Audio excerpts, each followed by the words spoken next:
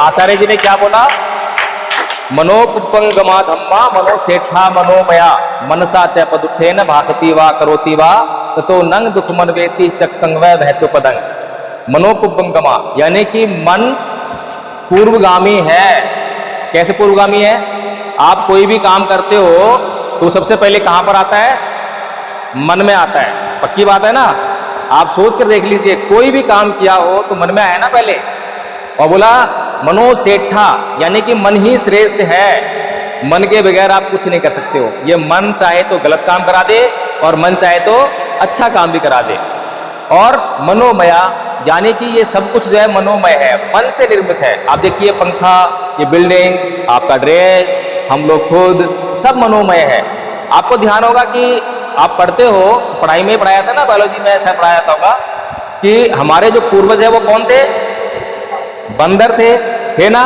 तो उनके पीछे तो पूंछ लगी थी। हमारे पीछे तो पूंछ नहीं है। कहां गई पूंछ? कहां गई पूंछ? लेकिन फैक्ट तो ये है कि पूर्वज हमारे जो है बंदर थे और उनके पीछे पूंछ आज भी हमें देखी जाती है। देख सकते हैं ना? तो इसका मतलब क्या हुआ? कुछ समझिए थोड़ा सा।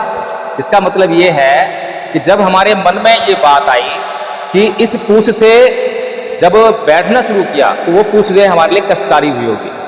तो वो धीरे धीरे, मन ऐसा नहीं है कि अभी मन में आया, धारण हुआ और तुरंत ही उसका फल मिलने लगा।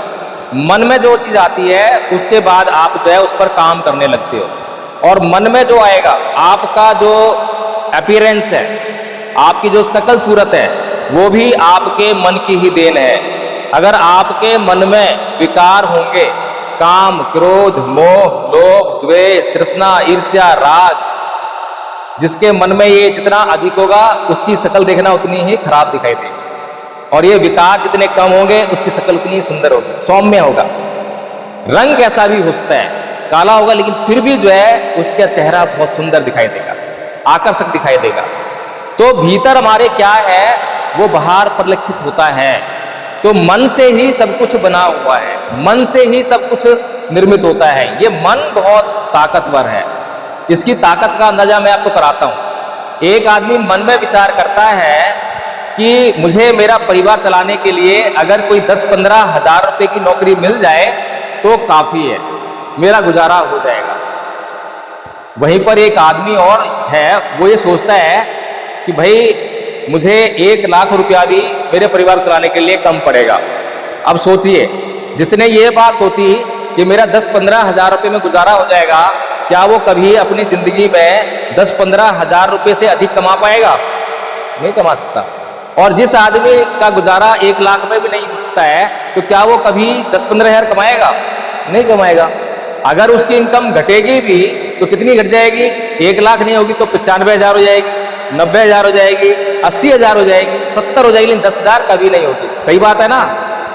सही बात है। यानी कि जो हम मन में धारण करते हैं, जो हम मन में सोचते हैं, उसी के परिणाम हमारे सामने आते हैं। तो अगर हमारे वही परिणाम हमारे मन में, हमारे जीवन में आते हैं तो हम छोटा क्यों सोचे? छोटा सोचते हैं ना हम लोग, हमेशा छोटा ही सोचते हैं। लक्ष्य बनाएंगे छोटा सा, क्यों? क्योंकि छोटा लक्ष्य है, आसान होता है ना? और हम आलसी हैं। हम क्या हैं? हम आलसी हैं, हम काम करना चाहते नहीं है। हमने क्या लक्ष्य बनाया? आज तो बस मैं ना 1 चैप्टर पढ़ना है, आज तो 1 पेज ही पढ़ूंगा। चैप्टर नहीं पूरा पढ़ूंगा, चैप्टर तो 20 पेज का है और मैं आज 1 ही पेज पढ़ूंगा।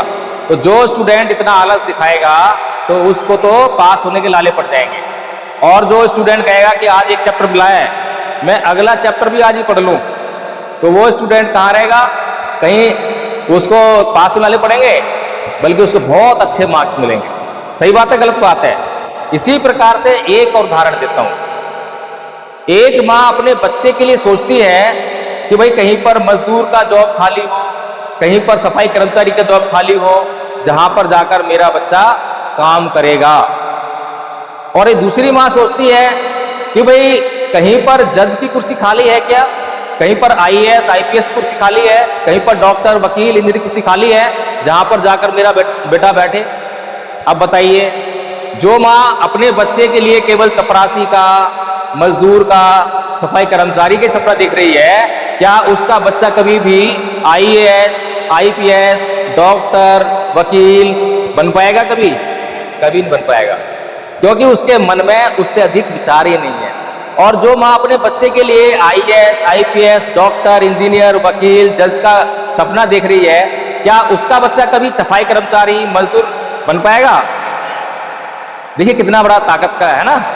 अगर हमें ये चीज मालूम पड़ जाए और बचपन में मालूम पड़ जाए तो हम क्या कर सकते हैं और क्या नहीं कर सकते हैं, बहुत कुछ कर सकते हैं। तो अब ये जो गाथा आदरणीय आचार्य जी ने आपको बताई, इससे हमें क्या सीख मिलती है?